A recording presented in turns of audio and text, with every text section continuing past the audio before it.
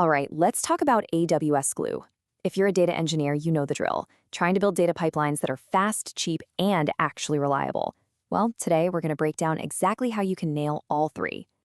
So, does this sound a little too familiar? You build a pipeline and it just crawls. Then the AWS bill hits your inbox and it is way higher than you expected. And to top it all off, when something inevitably breaks, trying to figure out why feels like a total nightmare. If you're nodding your head right now, you are in exactly the right place. We've dug through the official AWS guides and expert advice to pull out the most important, actionable best practices that will get your pipelines running the way they should. You know, at the core of all this is what you could call the data pipeline dilemma. It's this constant tug of war. You've got to churn through massive amounts of data as fast as possible, but you've also got to keep an eye on the budget. And a lot of the time, those two things feel like they're pulling in completely opposite directions. So, let's start with speed. How do we get our AWS Glue jobs to just run faster? Well, the secret, believe it or not, often comes down to how your data is structured before the job even kicks off. And that brings us to our first huge concept, data partitioning. The best way to think about this is like a really well-organized filing cabinet.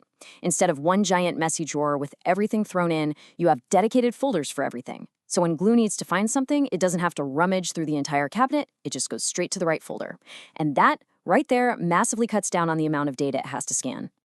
And here's what that looks like in the real world. This is called Hive-style partitioning. Just look at the S3 path. It's structured like a series of labels. This is so cool because it lets Glue use something called a push-down predicate. All that means is it can filter the data at the source before it even reads it. So if your query only needs data for a specific day, Glue literally just jumps to that folder. It's a huge performance win. Next up, let's go a level deeper and talk about how the data is actually stored inside those files. Because choosing between row-based and columnar storage, well, it's one of the single biggest decisions you can make for your pipeline's performance. Let me break this down. On the left, you've got your classic row-based format, like a CSV file. If you want to get just one person's age, the system has to read their entire record, name, address, everything. But now look at the right. That's a columnar format, like Parquet. See how all the ages are stored together? This means a query like some age only has to read that one little block of data. It's a game changer for I/O. And finally, for performance, let's talk compression. Now listen, the key takeaway here is there's no single best algorithm. It's always a trade-off.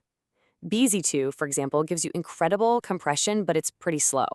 Snappy, on the other hand, is lightning fast, but doesn't shrink the files quite as much. For most big data jobs using Parquet, Snappy is the default for a reason. Its raw speed usually gives you a bigger win than the slightly smaller file size you'd get from something else. Okay, so our jobs are running faster. Awesome. But performance is only half the equation, right? Now let's focus on the other half, optimizing for cost.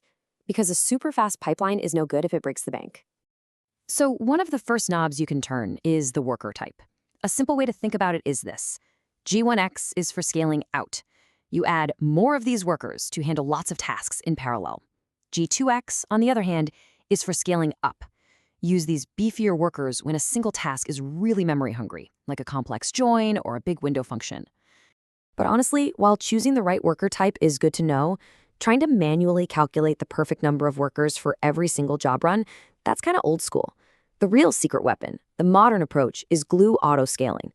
You just set a maximum number of workers, and Glue automatically adds or removes them based on what the job needs, right now. This means you only pay for what you actually use. It's a total game changer for controlling costs. Okay, so we've made our pipelines faster, and we've made them cheaper. But there's a big problem. How do we actually know that our changes are working? How do we debug when things go sideways? We need to stop treating our running job like a black box and turn it into a dashboard we can actually understand. I mean, this is the million-dollar question, right? Without data, without metrics, all of our optimization work is just guessing. We absolutely need to see what's happening under the hood. And thankfully, AWS gives us some fantastic monitoring tools through CloudWatch. There are basically 3 key dashboards you can deploy. You've got the job dashboard, which is for your basic vital signs like CPU and memory. Then there's the newer observability dashboard, which helps you diagnose trickier problems like data skew. And finally, the comprehensive dashboard just pulls it all together into one unified view. So, what should you be looking for on these dashboards? If you remember one number from this whole thing, make it this one, 80%. You want to keep your JVM heap usage below 80%. If you see it constantly spiking above that, you are living dangerously and risking out-of-memory errors. It's a crystal clear sign that you need to give that job more memory, maybe by switching over to a G2X worker. And here's another huge one for your wallet: worker utilization. You're looking for the Goldilocks zone here. The sweet spot is somewhere between 60 and 80%. If you're consistently below that, you're probably paying for workers who are just sitting around doing nothing. And if you're constantly above 90%, your job is likely starving for resources and could probably run faster with a few more workers. So we've covered a lot: performance, cost, and visibility. The final piece of the puzzle is putting all of these ideas together into a single, cohesive strategy for building much smarter pipelines right from the start. And a huge cornerstone of that smart strategy is incremental data loading. I mean, think about it. Why on earth would you reprocess your entire 10 terabyte dataset every single day if only a few gigabytes of it have actually changed? By using tools like AWS Glue job bookmarks, you can tell your job to only process what's new.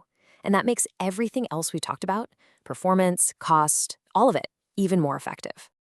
Which brings us to a final and maybe the most important thought to leave you with.